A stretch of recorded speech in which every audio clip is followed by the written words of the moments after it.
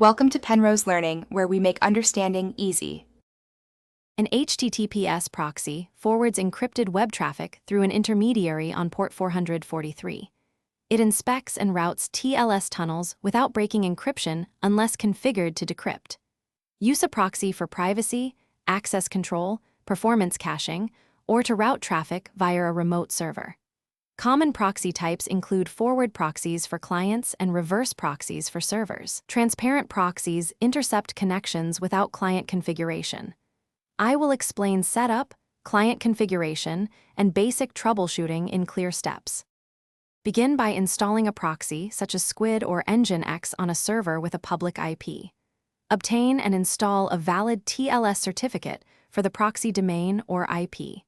Configure the proxy to listen on port 443 and enable connect method for tunneling. Set ACLs and authentication if needed with basic, digest, or token methods.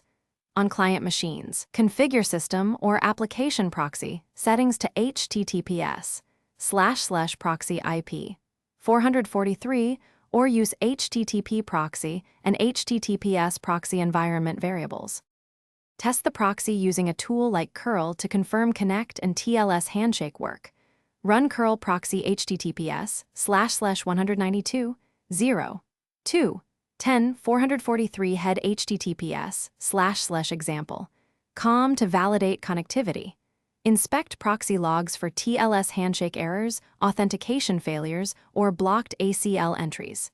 If pages fail, confirm client trust for the proxy certificate and check firewall rules for port 443. Measure latency and throughput and tune timeouts, keep alive, and cache sizes for performance.